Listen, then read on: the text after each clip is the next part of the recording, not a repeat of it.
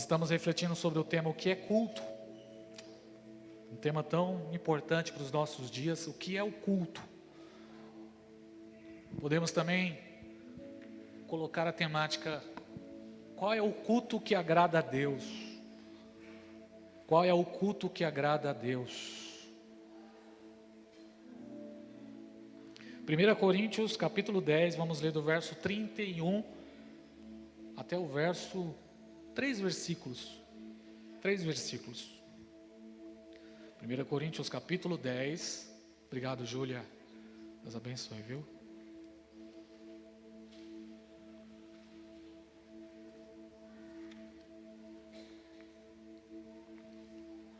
Coríntios 10, do 31 ao 33. Amém? Quem achou? Glória a Deus, glória a Deus, glória a Deus. Conectado aqui, amém? Dê a sua melhor atenção. Diz assim a palavra: portanto, seja comendo, seja bebendo, seja fazendo qualquer outra coisa, fazei tudo para a glória de Deus. Verso 32: não vos torneis motivo de tropeço nem para os judeus, nem para os gregos, nem para a igreja de Deus, assim como em tudo também procuro agradar a todos, pois não busco o meu próprio bem, mas o de muitos, para que sejam salvos. Vamos ler 1 Coríntios 11, verso 1, só para completar aqui o texto, a perícope, o recorte da palavra de Deus. 1 Coríntios 11, 1 diz assim: então sede imitadores, como também eu sou de Cristo. Amém? Glória a Deus pela sua palavra. Coloca a mão no seu coração, Pai. Fala conosco, Senhor, fala conosco. Nós saímos dos nossos lares, queremos ouvir a sua voz. Usa o vaso de barro. Usa o pastor aqui, Senhor, teu filho.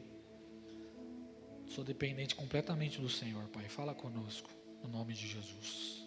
Amém. Qual é o culto que agrada a Deus? O culto que agrada a Deus é o culto integral. Declare comigo: o culto que agrada a Deus é o culto integral. Amém? Romanos 12, Paulo vai falar. Verso 1: portanto, irmãos, exorto-vos pelas compaixões de Deus, que apresenteis o vosso corpo como sacrifício vivo, santo e agradável a Deus. Esse é o vosso culto racional, o culto completo. O culto não só com as palavras, o culto não só do coração, mas todo o nosso ser possa ser apresentado a Deus. Amém, irmãos? E ele diz: e não vos amoldeis ao esquema deste mundo, mas sede transformados pela renovação do vosso entendimento, da vossa mente, para que experimenteis qual seja a boa, perfeita e agradável vontade de Deus.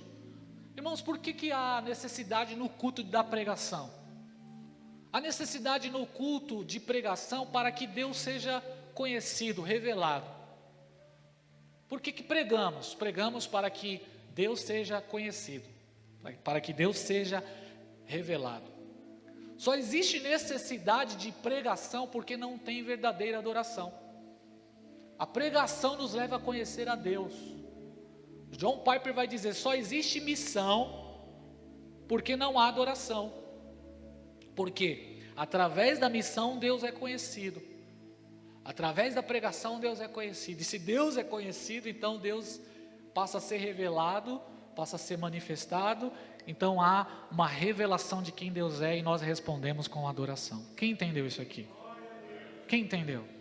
Então o culto, ele precisa da pregação justamente para nos levar a conhecer mais a Deus, a revelar Deus, porque nós fomos criados para a glória de Deus. Quanto mais revelação de quem Deus é, mais nós iremos cumprir a nossa missão, que é glorificar a Deus.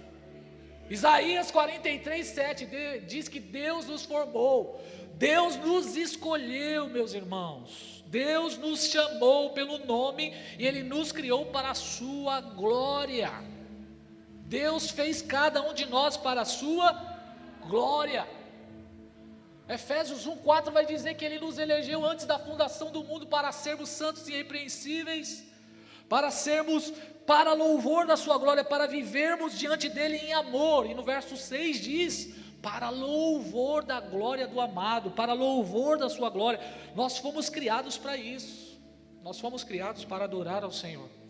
Então há necessidade da pregação justamente para levar-nos a cumprir a nossa missão, nosso chamado, a nossa vocação, que é glorificar, trazer glória ao nome do Senhor.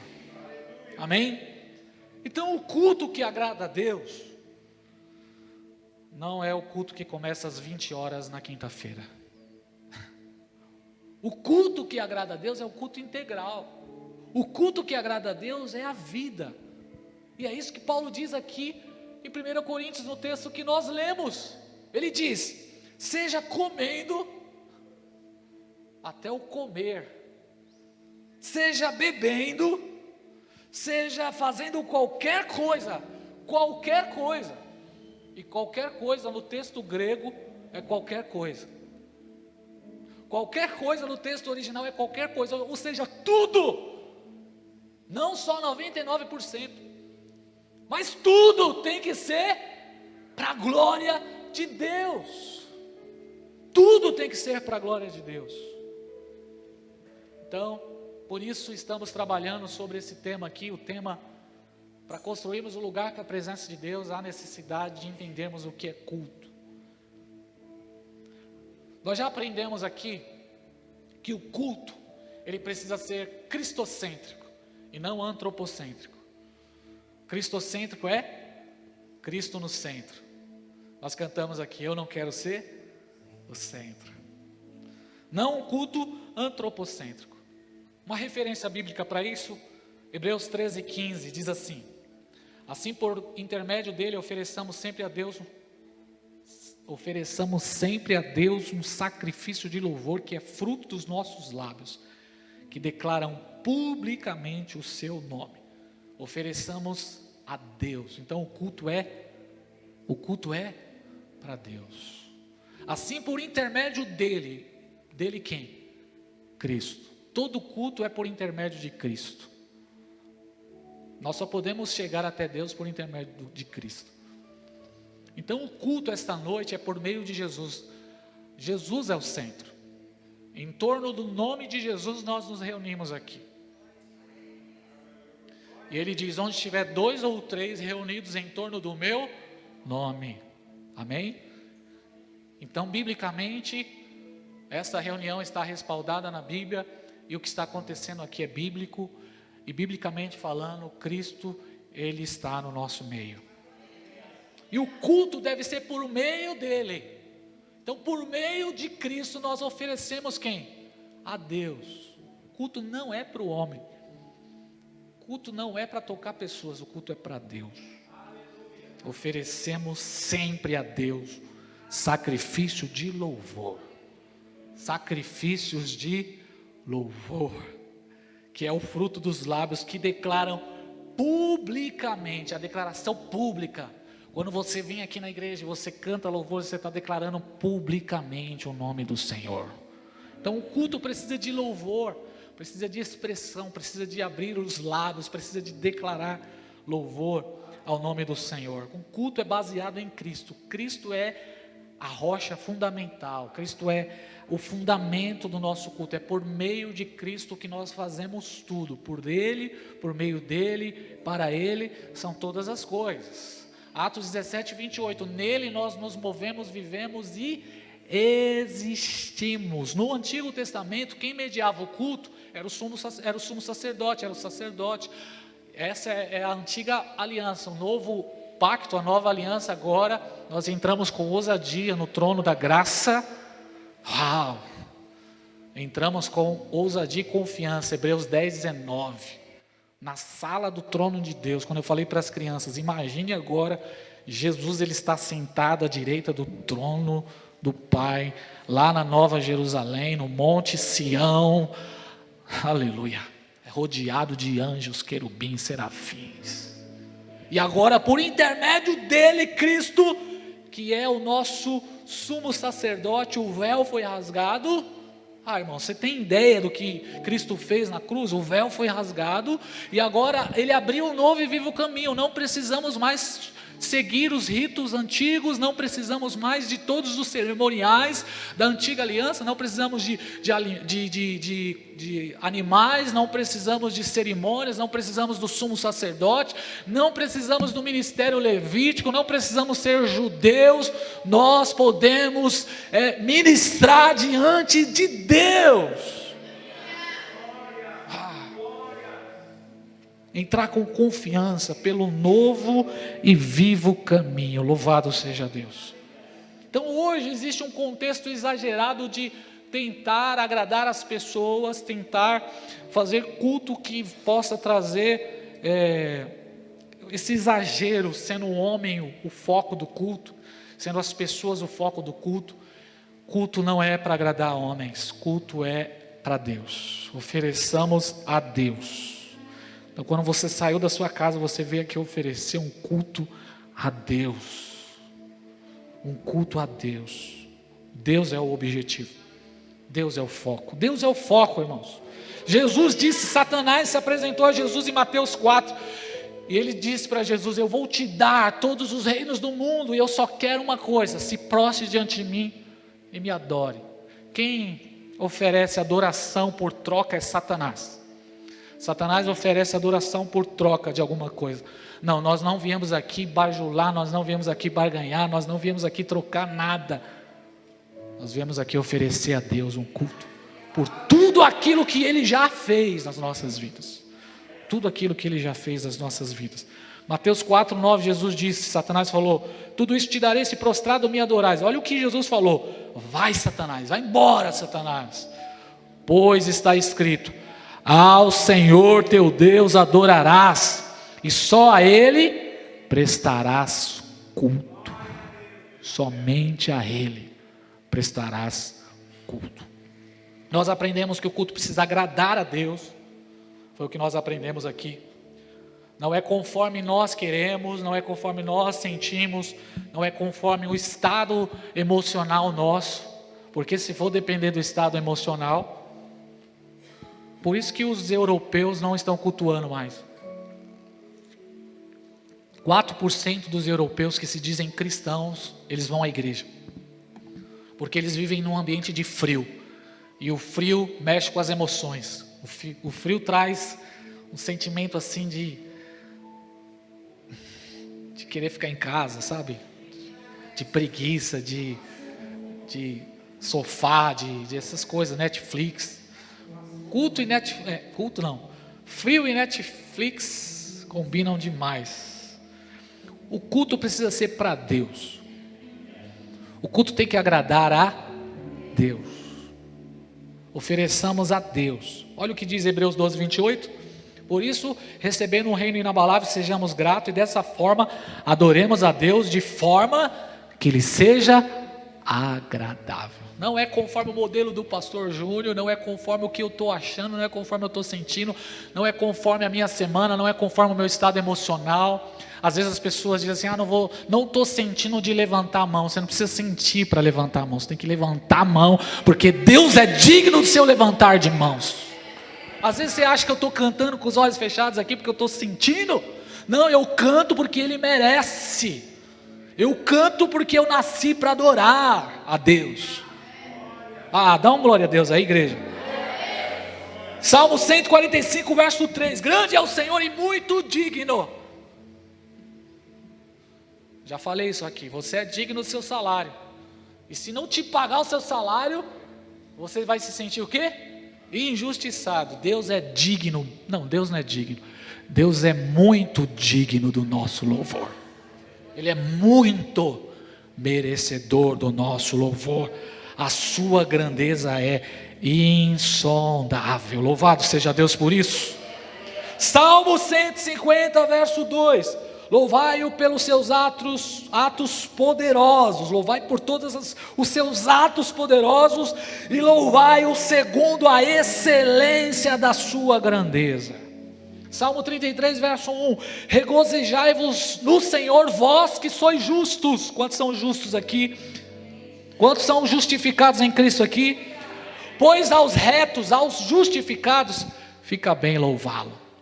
Então não combina com um crente justificado pelo sangue de Jesus, cabeça baixa no culto. Não combina, não pega bem você que se diz salvo em Cristo Jesus, vir para a igreja morrendo, cansado, não. Fica bem aos santos louvar ao nome do Senhor. Fica bem, combina com você.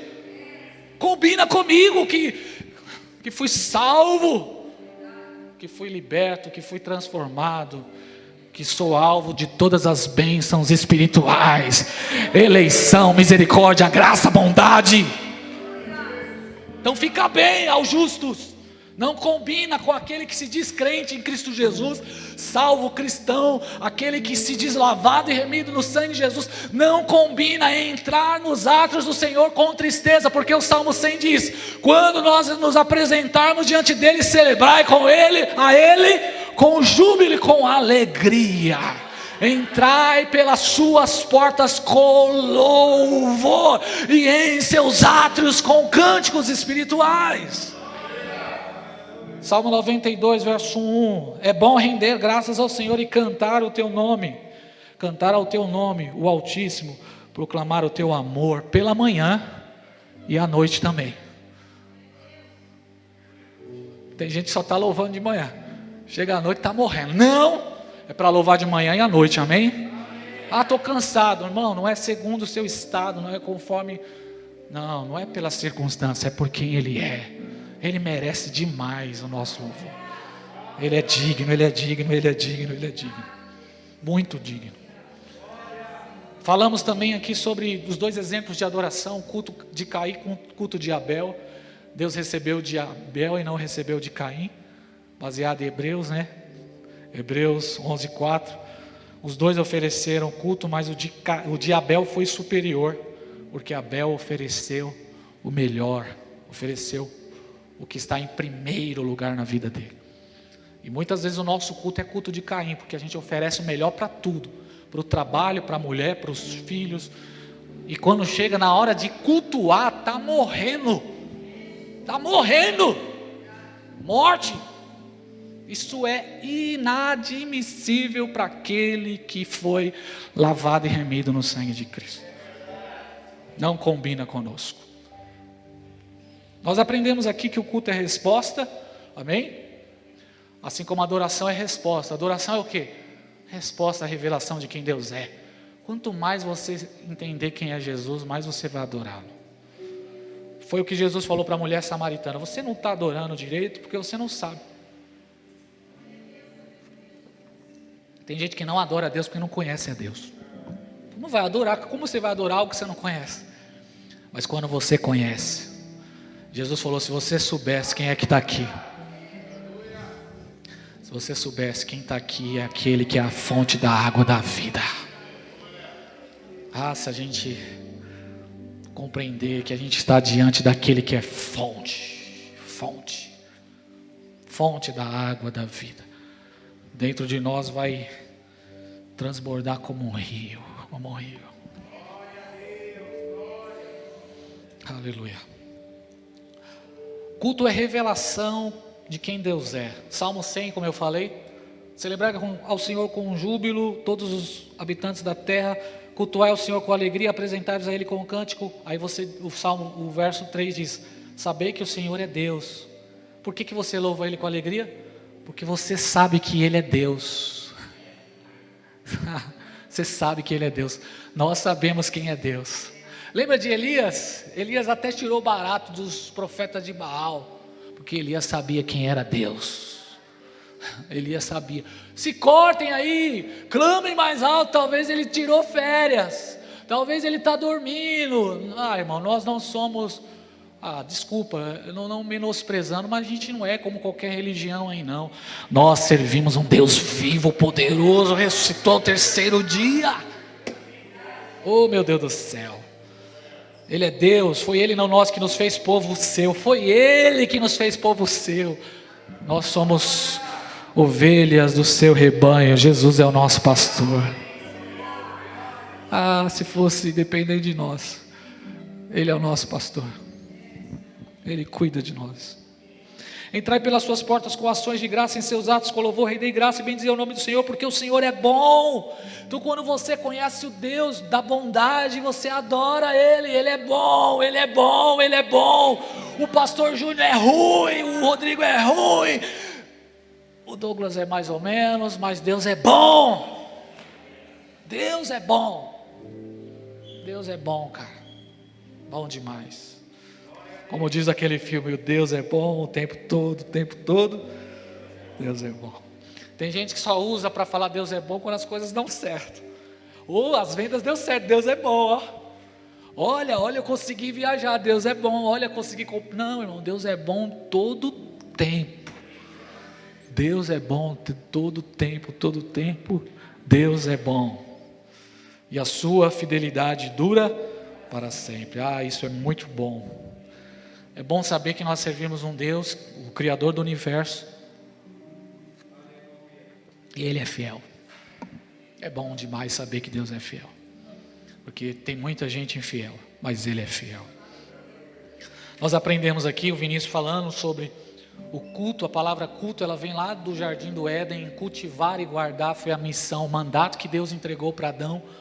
Eu entreguei para você o mandato de cultivar e guardar. Cultivar, culto vem, a palavra culto, ela vem dessa origem. E o que isso significa? Que culto também é cultivar relacionamento com Deus.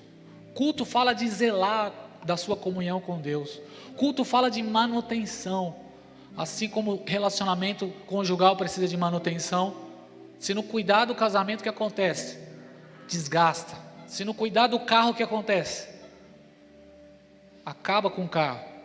Então, cultivar um relacionamento com Deus, quando você fala de vir ao culto, você está falando da sua manutenção, do seu relacionamento de comunhão com Deus. Amém? Amém, irmãos? Fala de crescer, de proteger. Obrigado, viu? Estou com sede hoje, é que eu comi salgadinho.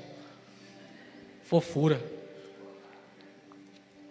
Eu e o Mateus, se acabamos. Chega, eu estou tremendo aqui, tanto sal. E aprendemos também que culto é prestar serviço a Deus, ministrar. A palavra ministrar fala de serviço. Então Deus deu dons, talentos, Deus nos deu vocação. Então, cultuar a Deus com o nosso dom, com o nosso talento, com o nosso serviço, tudo aquilo que Deus nos entregou, porque toda boa dádiva vem de Deus. E o dom não é para mim, o dom é para servir os irmãos. Deus deu o dom para pregar, para cantar, para ministrar. Deus deu o talento, não é para você, é para servir as pessoas. Até o milagre da pesca maravilhosa que aconteceu, aqueles peixes foram para Pedro. Aqueles peixes foram tão abençoadores que toda a aldeia da Galileia recebeu a bênção. O barco é seu, mas o peixe é de Deus. O barco é seu, mas o peixe é de Deus. Vou repetir isso. O barco é seu, mas o peixe quem dá é Deus. Amém? Então vamos para o tema de hoje. Foi só uma introdução aqui, tá bom? Vou começar agora. Vamos pensar sobre o texto que nós lemos. Texto de 1 Coríntios 10, 31. Nós precisamos fazer uma distinção. Existe, na Bíblia Sagrada, existe o culto coletivo. É esse culto que estamos falando aqui quando nos reunimos. Culto público.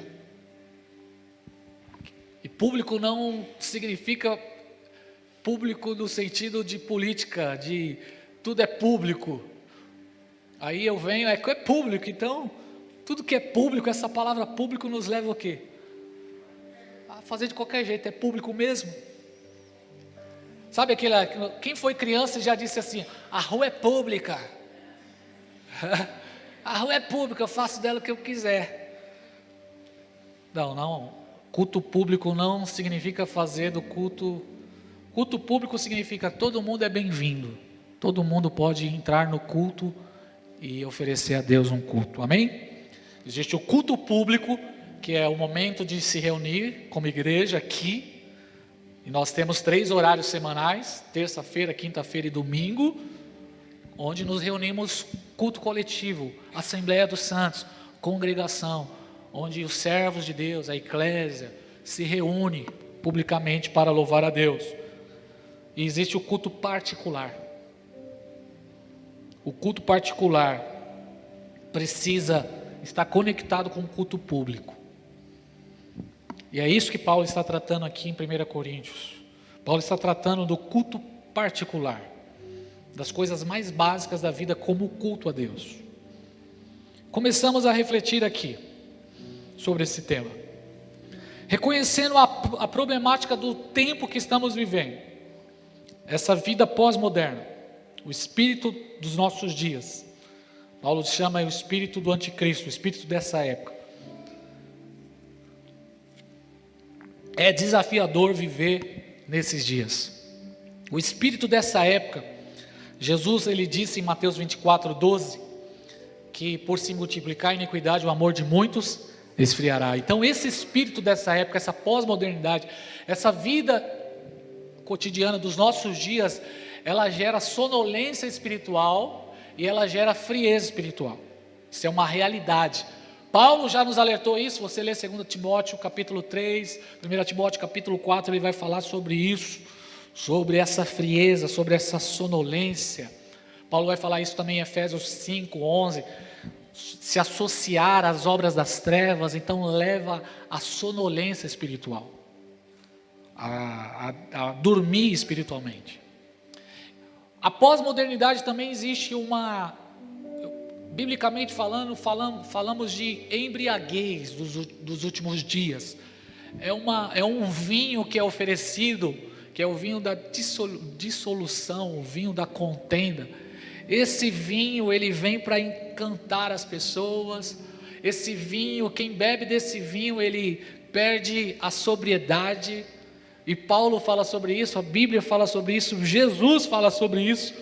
Jesus fala, alertando em Lucas 21:34, sobre essa vida. Se puder colocar o texto para mim de Lucas 21:34, olha o que Jesus diz, em Lucas 21:34, olhai por vós mesmos para que não aconteça que o vosso coração se carregue de glutonaria e de embriaguez, essa embriaguez dos nossos dias, e ele vai falar o que é isso, é esse cuidado pela vida, esse exagero por cuidar da vida, e esse dia e a vinda do Senhor venha sobre você como um improviso. Você está tão embriagado que você não consegue discernir o tempo, não sabe perceber os dias que está vivendo, porque você está tão envolvido com esse vinho da dissolução, com essa embriaguez dos últimos dias, que você não consegue discernir o tempo, esse estilo de vida pós-moderno. É isso que a Bíblia fala, que nós devemos nos alertar sobre isso. Jesus fala também em Lucas 17:27, como nos dias de Noé, como nos dias de Ló. Casavam-se, bebiam, comprava, vendia, edificava. É essa vida hoje. A vinda do Senhor será como foi nos dias de Noé, antecedendo ao dilúvio, ao estilo de vida das pessoas. Compravam, vendiam. Aí a gente olha o dia de hoje, é isso: comprar, vender, comer, ir no mercado, compra, casar, coisas básicas, porém, que nos leva a esse estilo de vida de só viver por isso. Então Jesus nos alerta sobre isso, esse estilo de vida dos dias de Ló, dos dias de Noé, esse estilo de vida moderno, nos leva a essa frieza espiritual, nos leva a essa embriaguez, a esse encantamento com o mundo. Então, nós passamos a ser cristãos nominais, nós passamos a apenas confessar Jesus como Senhor da nossa vida nos cultos. A vida moderna, e esse movimento dos nossos dias, ele gera o que a sociologia chama de secularização. O que é secularização? Definição de secularização: abandono dos preceitos culturais que apoiam na religião. Em outras palavras, é um modo de vida que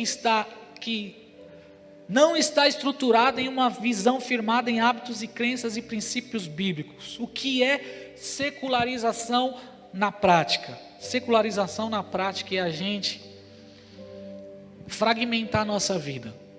Como assim? Nós sabemos, nossa vida é feita por seções: vida familiar, vida espiritual, vida material, vida financeira. A gente faz essa seção da vida. O que é secularização? Secularização é quando as partes da nossa vida não se tocam. Secularização é quando nós separamos uma realidade da outra e como se uma não tivesse nada a ver com a outra.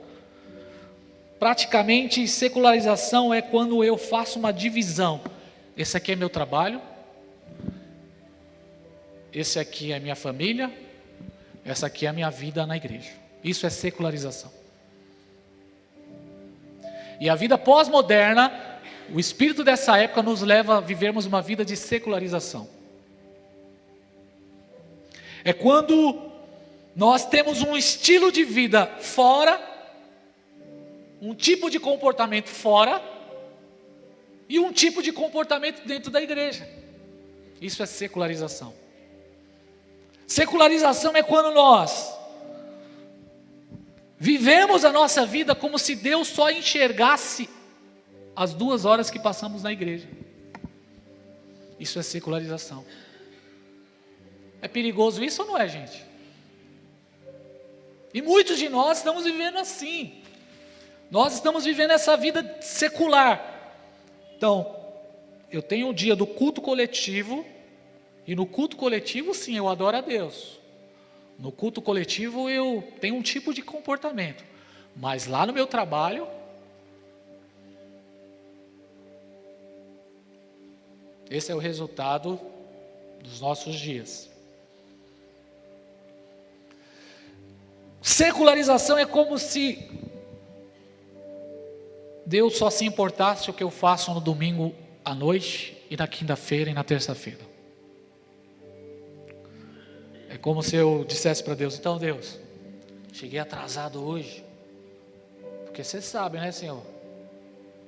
Semana pauleira. Como se Deus não tivesse visto a sua semana. Como se Deus não tivesse visto a forma como você se trocou para vir para o culto. Como se Deus não tivesse acompanhado a sua vida. A gente sabe que Deus, os olhos de Deus estão em todos os lugares, mas a embriaguez dos nossos dias nos faz viver dessa forma. Então, dentro de casa eu sou um tipo de gente, no trabalho eu sou outro tipo de gente, aí na igreja eu sou um tipo de gente. Isso é secularização. É fragmentar a vida e uma coisa não se conecta com a outra.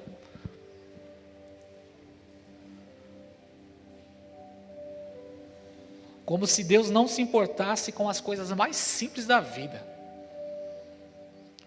E aí a gente passa a dividir a vida dessa forma e achar que isso é normal. Isso não é normal. Sabe? Aquele comportamento: igreja é igreja, academia é academia, shopping é shopping, trabalho é trabalho, casa é casa. Cada um no seu quadrado.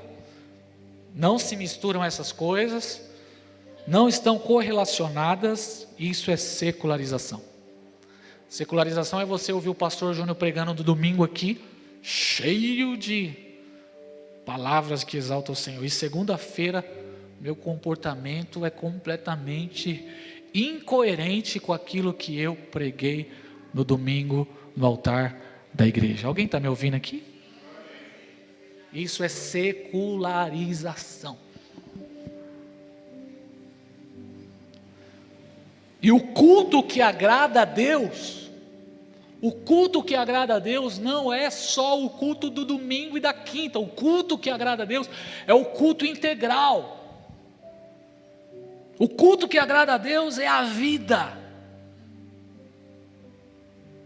O culto que agrada a Deus é até no comer e beber. Nas coisas mais básicas da vida, eu preciso glorificar o nome do Senhor. Alguém está me ouvindo aqui?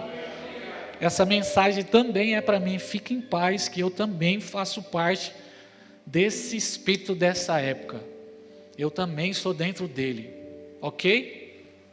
Ok, irmãos? A vida precisa ser um culto a Deus. Jesus, existem vários textos que falam sobre isso, que não dá para fragmentar a vida. Mateus 6,24, Jesus falou, não dá para servir dois senhores. Ou você odiará um ou amará o outro. Não dá. Ou você vai se dedicar a um ou desprezar o outro. Não tem como. Não tem como adorar Deus no domingo e adorar Mamão na segunda-feira. Pausa para pensar. Paulo fala em 1 Coríntios 10, 21. Não podeis beber do cálice do Senhor e o cálice dos demônios. Não podeis participar da mesa do Senhor e da mesa dos demônios. Não dá. Não tem como, gente. O culto precisa ser integral. Façais tudo para a glória de Deus. Quem está recebendo essa palavra com amor aqui? Tiago 3,10, da mesma boca procede bênção e maldição. É incoerente, meus irmãos, não deveis agir assim. Será que da mesma fonte pode jorrar água doce e amarga? Meus irmãos, acaso uma figueira pode produzir azeitona e uma videira figos? Pode isso acontecer? Você já viu isso? Já viu uma banana dando laranja? Tampouco uma fonte de água salgada pode dar água doce.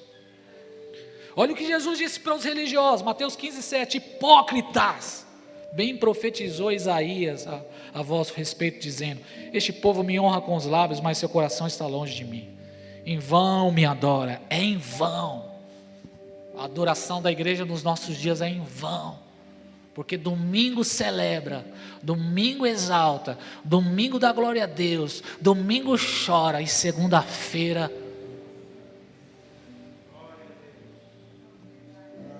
qual é o culto que agrada a Deus? Quer comais e bebais, façais tudo para a glória de Deus. Tudo para a glória de Deus. Aí Paulo diz no verso 32, não vos tornei, olha só, isso também é um culto, não vos tornei pedra de tropeço. Tem muita gente que está sendo pedra de tropeço.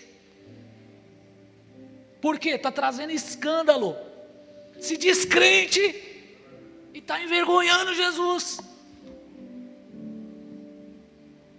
Paulo está dizendo assim, quer adorar a Deus em tudo, não seja pedra de tropeço,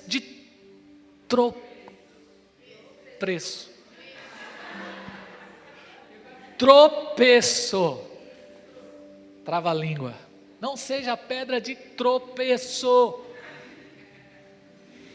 nem para o judeu, nem para o grego, ou seja, nem para o crente da igreja, e nem para o cara do mundo lá. Quem está me ouvindo aqui, dá um glória a Deus. Aí Paulo dá o exemplo dizendo assim, nem para os gregos, nem para os judeus e nem para a igreja de Deus. Ah, meu irmão, Jesus falou, é necessário que venha um escândalo, mas ai, e o ai de Jesus,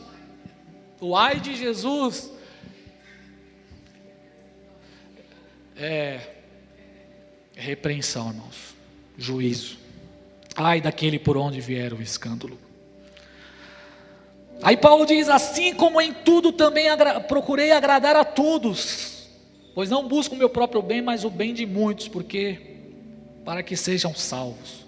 Ou seja, por conta da salvação das pessoas, eu preciso me comportar de uma forma que não traga escândalo e não seja pedra de tropeço, porque eu posso impedir pessoas de serem salvas, e é o que está acontecendo com a igreja brasileira.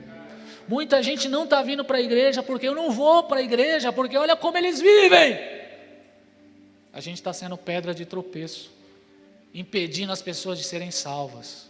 Quem está ouvindo essa palavra, irmão?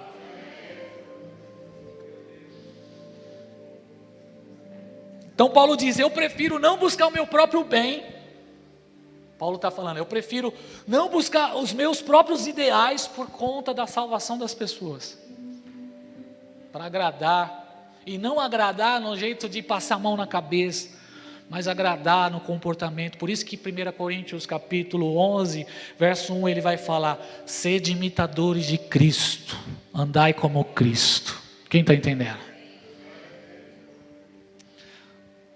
Paulo está dizendo, qualquer coisa que eu fizer, eu preciso fazer uma pergunta. Tudo que você fizer, Deus está sendo glorificado? Faça essa pergunta. Será que esse comportamento, ou esse estilo de vida, ou essa palavra, ou essa atitude que eu tomei, está glorificando a Deus? Deus vai ser glorificado? E se Deus vai ser glorificado, como Deus está sendo glorificado? Porque a gente às vezes usa isso para dizer, não, tudo é para a glória de Deus. Eu esbanjei para a glória de Deus, eu comi igual um condenado para a glória de Deus. Não, não é isso. Fazer essa pergunta, Deus está sendo glorificado?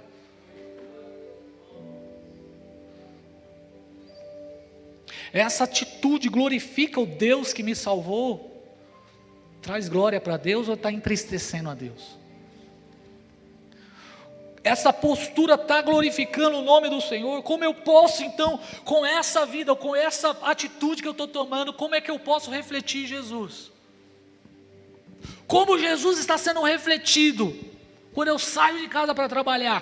Como Jesus está sendo refletido quando o comportamento que eu tenho com a minha esposa e com os meus filhos? Como Jesus está sendo refletido na forma que eu me visto? Ah, irmão, tá dando vergonha. Desculpa, tá dando vergonha. Não é dessa igreja aqui, é de outra igreja. E é sério, eu estou brincando não. Cara, eu vi uma pessoa que se diz, rapaz, eu tive que me esconder, irmão. Estava vindo da academia, cara. Eu falei, que palhaçada é essa? E domingo está lá. E um monte de mulher seguindo assim, 1 milhão de mulheres seguindo. Misericórdia, mano. Sangue de Jesus tem poder. Esse mundo está perdido. Porque na igreja tem um estilo de roupa, mas na academia... Misericórdia, nós já vivemos um mundo sensual demais. A gente já vive um mundo onde a erotização está aí, tudo quanto é lugar. Você sai na rua, na televisão, nas mídias. De manhã eu saio para trabalhar, um frio lascado, irmão, um frio lascado, levando as crianças e a galera indo para a academia. Eu falei, desgraçado de vida é essa, cara? É vaidade isso. É ou não é vaidade? Só a Thalita concordou, é ou não é a vaidade? Como é que eu posso refletir Jesus, irmãos? Salmo 106 diz assim, rendei graças ao Senhor porque Ele é bom e o seu amor dura para sempre. Quem poderá descrever os feitos poderosos do Senhor ou anunciar o seu louvor? Quem poderá? Verso 3. Felizes são os que guardam a retidão e os que praticam a justiça em todo o tempo. Em todo o tempo. Em todo o tempo. Quem pode descrever os atos poderosos de Deus? Aquele que pratica a justiça em todo o tempo. Louvado seja o nome do Senhor. 2 Coríntios 2,15, Paulo fala, porque nós somos bom aroma de Cristo, nós somos como bom perfume de Cristo, exalamos Cristo. E ele diz aqui, sejam para os salvos, os que estão sendo salvos, como aqueles que estão perecendo. Como aqueles que estão perecendo, nós exalamos Jesus, nós precisamos exalar Jesus, nós precisamos espalhar o bom perfume de Cristo. Eu lembrei do Murilo. Murilo é um menino que eu levo. Ele entra no carro, ele já entra perfumado. Eita, menino que anda perfumado é aquele Murilo, viu? Não sei qual que é o perfume que ele usa, mas o bicho usa perfume e o carro fica cheio daquele perfume. Alguém conhece alguém perfumado aqui? Meu, ninguém. Está perfumado essa pessoa que está do seu lado ou não? Ou veio direto do trabalho?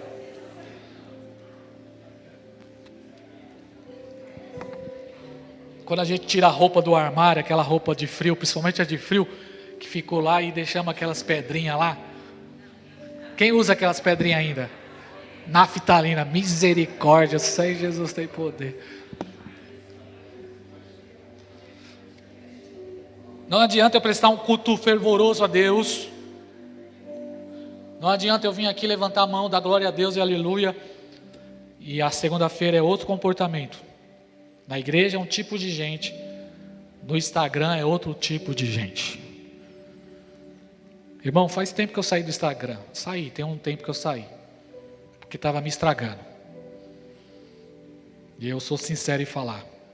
Reconheço isso, estava viciado. E eu percebi que eu estava viciado porque eu estava fazendo um curso.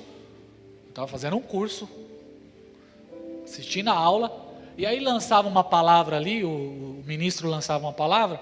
Eu ia no Google pesquisar. Então eu pegava o celular e pesquisava no Google o que significa aquela palavra. E eu não percebia como eu entrava no Instagram. Depois passou 40 minutos, eu já estava no Instagram. Eu falei, mano, como é que eu entrei no Instagram aqui? Acontece com alguém aqui, gente? Confessa hoje, arrependa-se desse pecado. Então eu saí. E a gente precisa reconhecer isso, que a gente está viciado. Tem pessoas que eu vejo 2 horas da manhã, está online. No Instagram. É ou não é? Hã?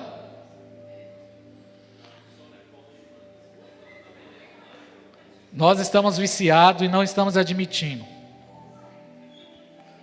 Essa rede social já é comprovado pela neurociência, já foi comprovado os malefícios que as redes sociais fazem. Estraga a saúde, mexe com o comportamento, mexe com a capacidade de produzir, mexe com o emocional, mexe com a mente, mexe com todas as áreas da vida. Ela foi desenvolvida para viciar as pessoas. Ela foi desenvolvida para ativar.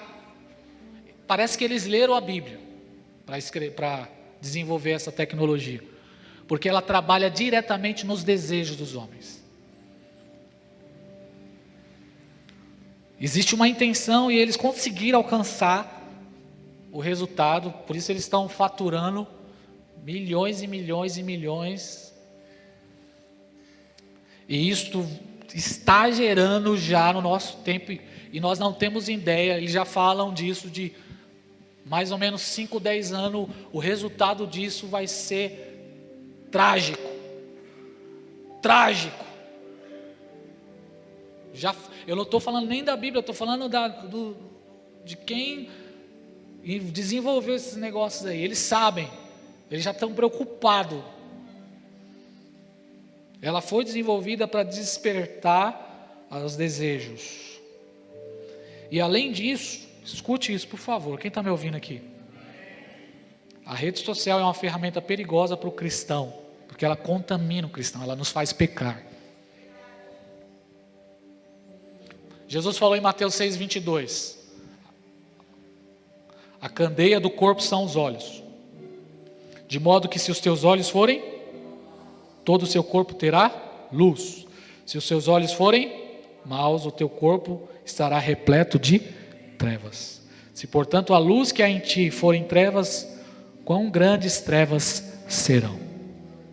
O que o pecado fez com a nossa visão? Gênesis 3:6, quem está me ouvindo? O que o pecado fez? Então a mulher, quando viu que a árvore era boa, agradável e desejável, deu ao homem, ao seu marido, e comeu. Aí o verso 7, então os olhos deles foram abertos para o quê? Para o pecado, para o mal, conhecimento do bem e do mal. E Calvino vai dizer que o ser humano já nasce míope, a nossa visão é ofuscada, nós não conseguimos enxergar as coisas de forma pura. Os olhos nossos são despertados para o mal. É por isso que Jesus falou, os olhos é a candeia do corpo. Os olhos atraem os desejos. Quando você olha para algo, você é atraído.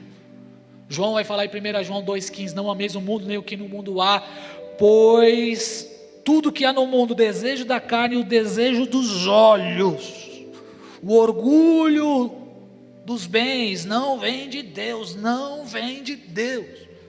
E quando está escrito não vem de Deus, no grego é isso mesmo, não vem de Deus. Não dá para mudar. Já viu aquele ditado que diz assim, o que os olhos não vê, o coração não sente? Já viu aquela outra expressão que diz assim, nossa, tudo que você vê de forma maliciosa. Não vê com boas intenções. Já viu esses ditados? Já viu aquele outro ditado que diz assim, você é o que você vê? Por quê? Porque os olhos despertam os desejos. E o que a rede social faz? Achei. Taxaram, mas não taxaram, né? Tá tudo liberado para comprar de novo. Você não pode ver uma promoção, né? Pode ver uma promoção que logo, meu Deus, se tu tivesse visto, não tinha comprado. Se não tivesse comprado, não tinha gastado dinheiro do cartão. Se não tivesse gastado dinheiro do cartão, a fatura estaria menor. Se a fatura tivesse melhor, você estaria mais em paz. E assim... Irmãos, escuta o que esse pastor está falando, eu já vou encerrar daqui a pouco. As redes sociais nos faz pecar. Desperta os desejos da carne. Mesmo que tenha o algoritmo lá, que você puxa uma coisa no algoritmo, ele vai puxar tudo aquilo que você gosta. Mas mesmo assim, desperta muita coisa e a gente está entristecendo o nosso Deus. As redes sociais potencializam alguns dos desejos que eu quero trazer, que são graves. Por exemplo, inveja. Inveja. Você olhou lá, os olhos foram atraídos, inveja. Inveja é pecado. Eu não tenho, ele tem, eu não sou, ele é, a minha vida e todo. Que bom era o tempo que ninguém sabia onde ninguém estava. Esse era um tempo bom. Que ninguém sabia que ninguém estava comendo, que ninguém foi, que ninguém para onde foi. Aí daqui a pouco postar lá aquele pudim. Nem posso comer e está lá. Então, desperta a inveja. E não tem bom. Não tem bom porque eu já falei aqui, o Adão precisa morrer. Não tem melhor negócio, vamos melhorar. Adão é invejoso. E se você estiver contemplando, olhando toda hora, vai ter inveja. E a inveja, ela é gravíssima. Quem está me ouvindo aqui? Cobiça. E a Bíblia já condena, não cobiçais a mulher do outro, os bens do outro, o boi do outro, o cavalo do outro. E você olha e você cobiça. Aí você passa a investigar a vida da pessoa e passa a ser um detetive. A rede social também desperta em nós comparação. Eu estou me comparando toda hora. Olha a sobrancelha da outra, olha a minha. Olha o cabelo da outra, é o meu. Olha a roupa do outro, é a minha. Olha a igreja do outro, é a minha. Olha o ministério do outro, é o meu. Onde ele está, onde eu estou.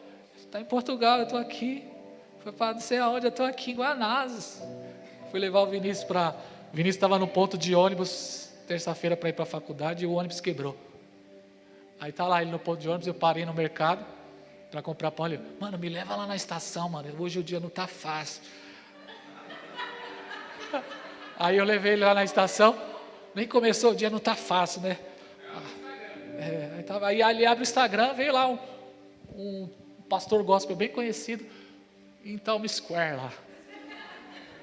Times Square não, na onde? Estava lá, não sei aonde lá. Aí ele falou, onde eu estou? Onde ele está? E aí a gente desceu lá para o Bonifácio, irmão. Não sei, nunca acontece isso. Aquele trânsito, a rua toda travada. Misericórdia, meu, que situação. A vida do crente não é um morango do Nordeste. É assim que canta o louvor?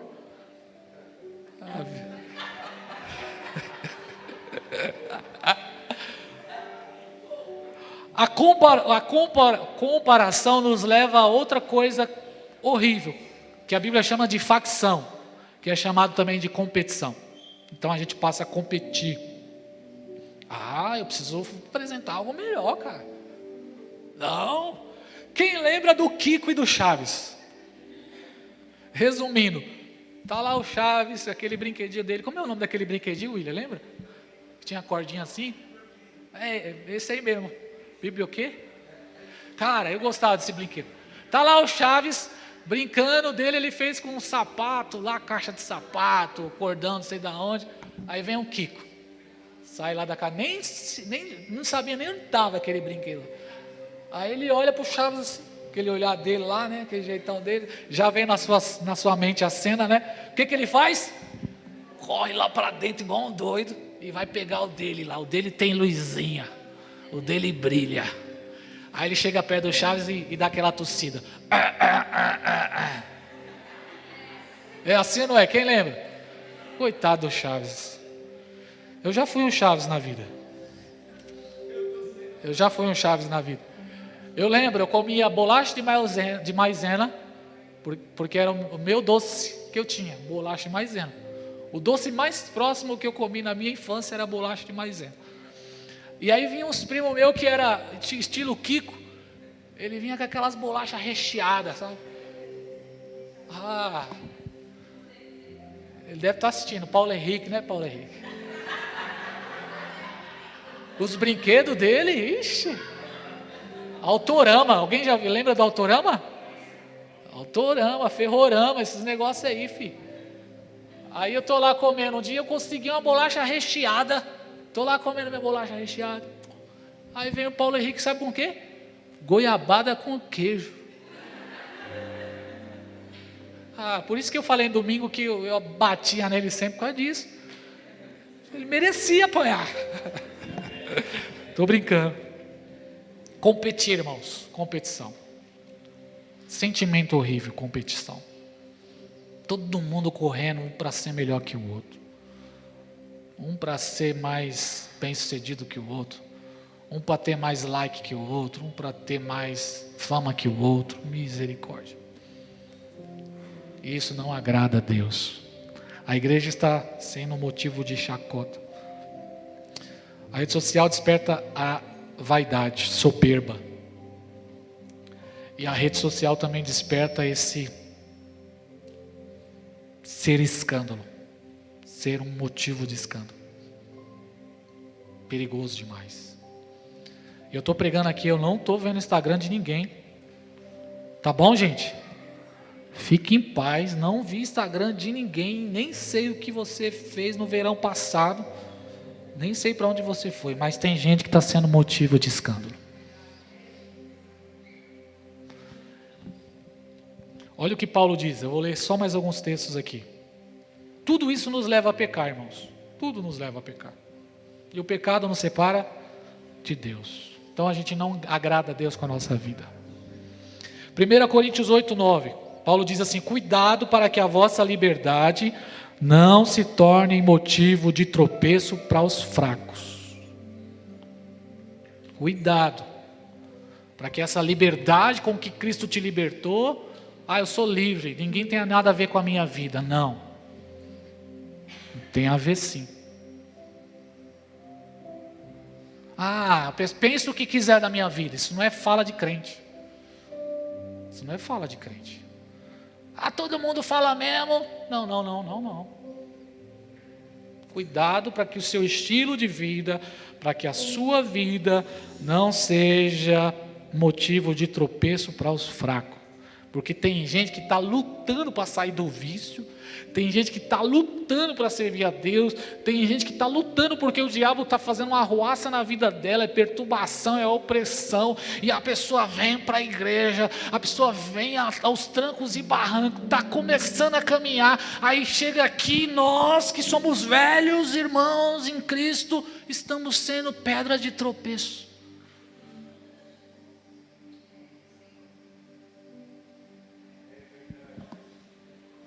É sério ou não é, igreja?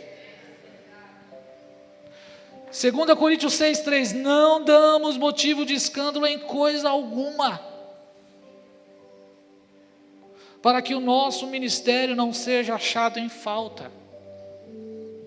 É o que eu falei, o pastor Júnior está aqui domingo pregando, quinta-feira eu estou pregando, aí prego bonito, expositivo, prego a mensagem, falo do evangelho,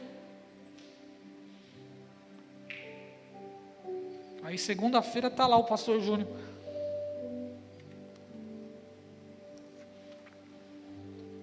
Paulo disse a Timóteo: ninguém menospreze os jovens, ninguém te menospreze por ser jovem, mas procura ser exemplo dos fiéis. Seja exemplo dos fiéis, Timóteo. Seja exemplo em tudo, em tudo. E ele diz aqui, na palavra, 1 Timóteo 4,12, na palavra, no comportamento, no amor, na fé e na pureza. Eita, Jesus amado. Quem não tem as manhas não entra não. 1 Coríntios 10,32, não vos torne motivo de tropeço nem para o judeu, nem para o grego, nem para a igreja de Deus. Aí quando eu vejo aqueles vídeos lá, todo mundo tirando barato da igreja, até a gente mesmo dá risada, né? Porque a gente faz uns negócios, né? Mas é triste, irmão, é triste demais. A igreja do tempo dos apóstolos era conhecida pelos milagres, pela unidade, pelo partir do pão. E a igreja dos nossos dias é conhecida por aqueles que têm os melhores carros, as melhores estruturas, a melhor tela da igreja. A igreja dos nossos dias é conhecida, a igreja que tem a melhor tela. 1 Coríntios 15:1, nós que somos fortes, Paulo está dizendo para aqueles que já está na fé consolidado, temos o dever de suportar as fraquezas dos fracos. A gente muitas vezes, a gente acaba exigindo de pessoas que estão começando agora, um estilo de comportamento de quem está na caminhada, ó, um bom tempo, e a gente cobra, mas a pessoa acabou de começar, a pessoa acabou de caminhar na igreja, ela não entendeu ainda, ela veio com as roupas do mundo ainda,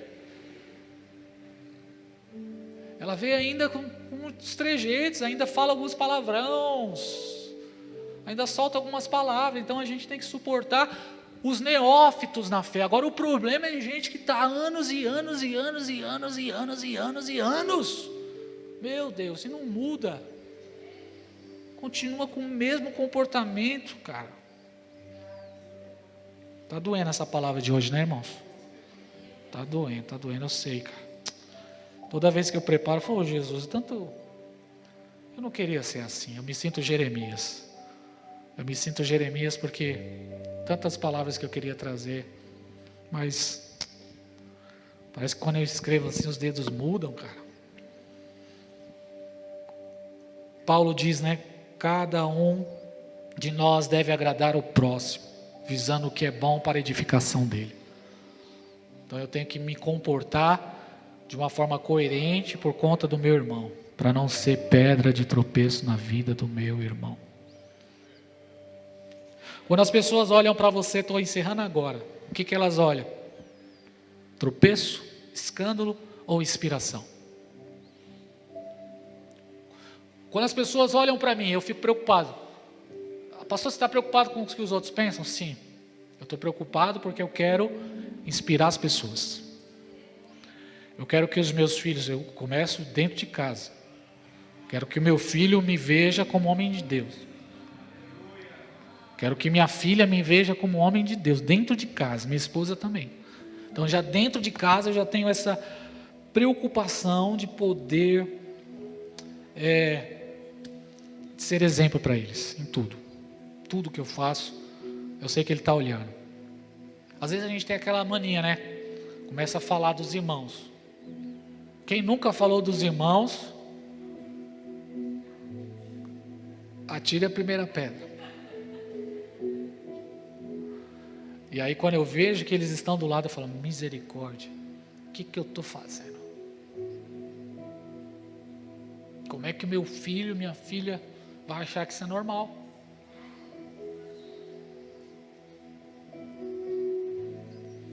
Esse dia eu estava assistindo uma série. É uma série que fala sobre a crise no Oriente Médio. Eu não posso mais assistir. É da hora, mas tem muita violência. É um filme árabe, entre árabe e judeu, fala do terrorismo. É uma série, esqueci até o nome dela. Não vou falar para você não assistir. Mas você vai pesquisar lá, né? Aí eu estava assistindo, o Mateus veio do meu lado. O Mateusão estava lá do lado do pai. Daqui a pouco, a Sheila já me deu uma dura. Que cena é essa? Que violência é essa? Eu falei, poxa, eu não posso assistir uma série, cara. Também sou filho de Deus. Sou pastor, mas a coisa vai fazer mal. Daqui a pouco eu vi o Mateus lá, já pegou a pá lá de lixo, irmão. E já começou na sala. Foi misericórdia, cara. Você vê, é uma coisa simples. Aí você acha, não tem nada a ver. Eu fico vendo a família do ímpio, fala palavrão, fuma. Tem filho que acende cigarro do pai. Alguém foi criado em um lar assim? Acendia o cigarro do pai. Via o pai batendo na mãe. Eita, coisa horrível. E quando isso está dentro da igreja, cara? Então, essa preocupação começa de casa, começa dentro de casa.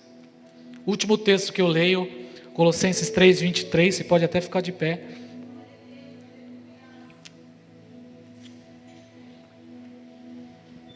Domingo eu fui dormir muito triste. Fui tomado por uma tristeza no domingo. Fui para casa arrasado. Uma noite muito difícil. Porque mesmo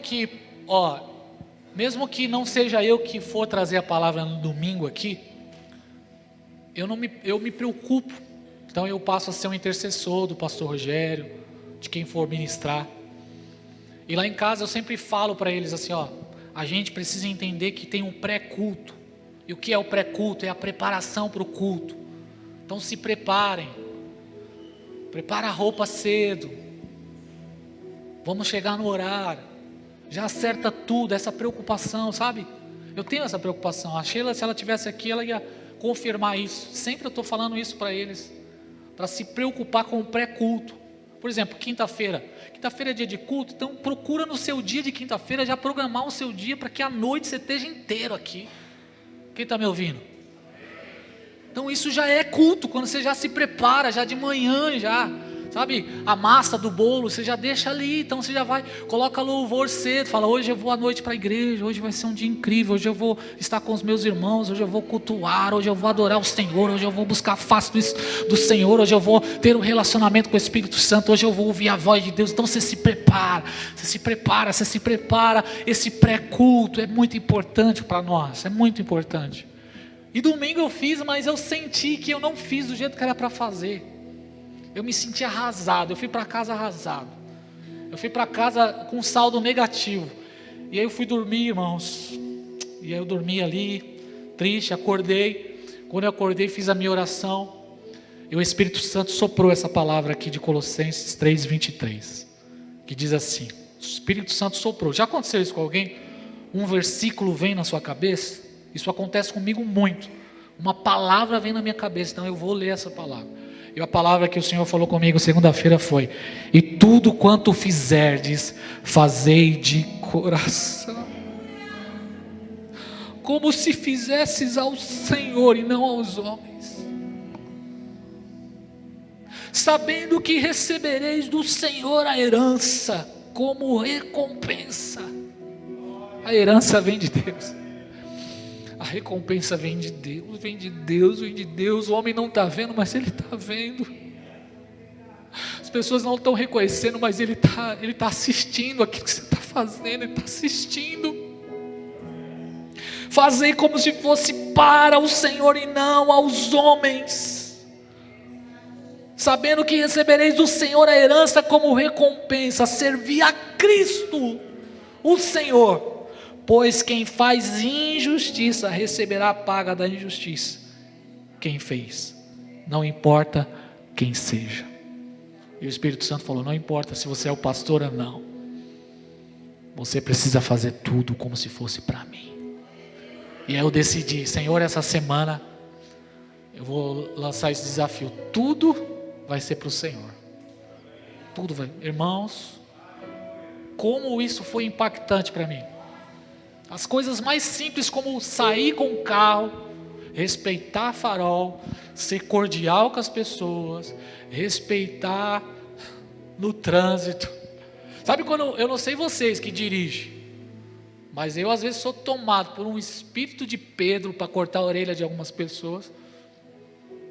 Não sei se tem alguém aqui assim, mas de vez em quando dá vontade de cortar a orelha. Mano, dá seta, tribulado. Dá seta, seta é luxo, é acessório. Mas eu decidi fazer tudo para a glória de Deus. É desafiador. A tratar minha esposa não pela briga de domingo à noite, porque na discussão de domingo à noite eu projetei amanhecer. Essa semana eu vou dar um desprezo para ela. Vou dar um desprezo, rapaz, tá achando o quê? Aí comecei a tratar bem, fiz cafezinho, comprei o pãozinho que gosta, falei baixo, troquei o Mateus como sempre faço, mas fiz sem reclamar. Tudo para o Senhor. Tudo para o Senhor. É você levantar da cama já sabendo, Ele está assistindo tudo, Ele está recebendo tudo, Ele está vendo tudo.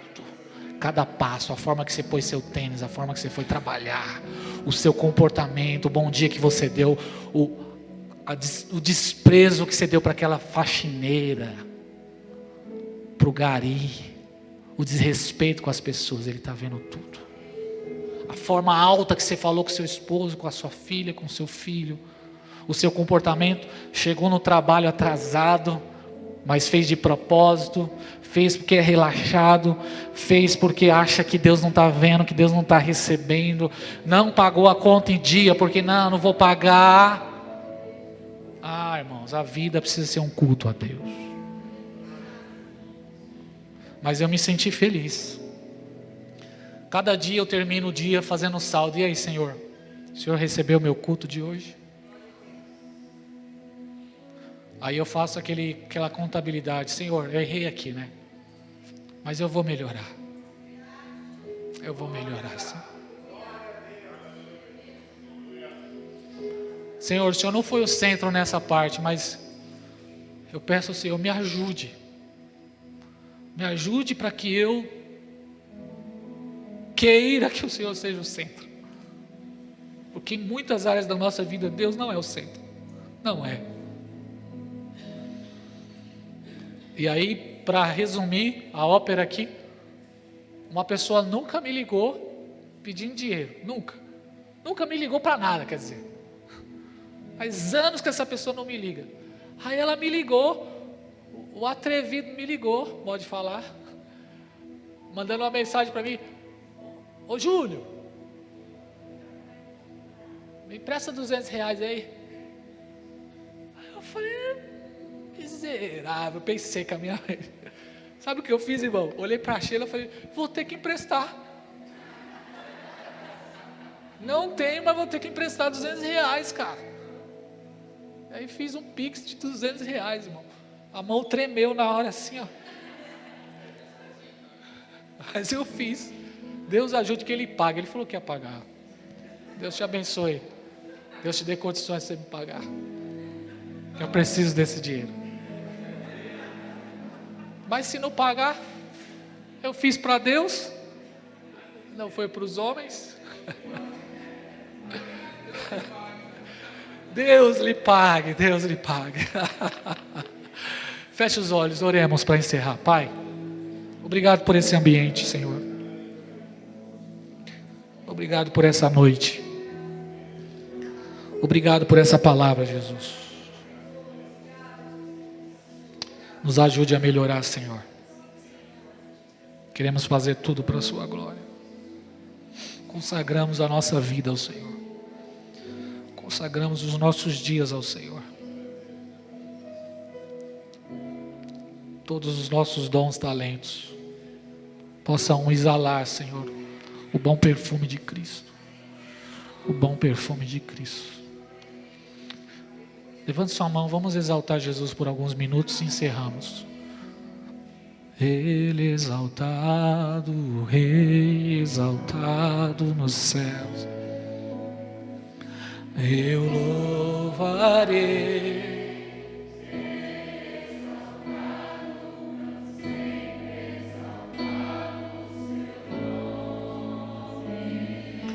Louvarei,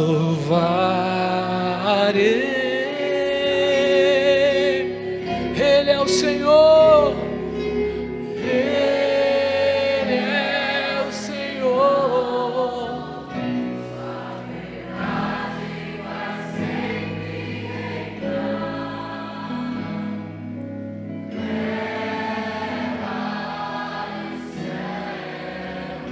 Glorifica o teu santo nome,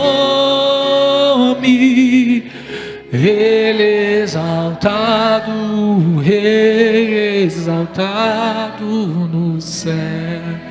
Que a graça de nosso Senhor e Salvador Jesus Cristo, que o amor de Deus e a comunhão do Espírito Santo esteja sobre a sua vida hoje para sempre. Aquele que crê, dê uma forte salva de palmas a Jesus. Deus te abençoe. Viva para a glória de Deus. Vai debaixo da paz. Deus te abençoe em nome de Jesus.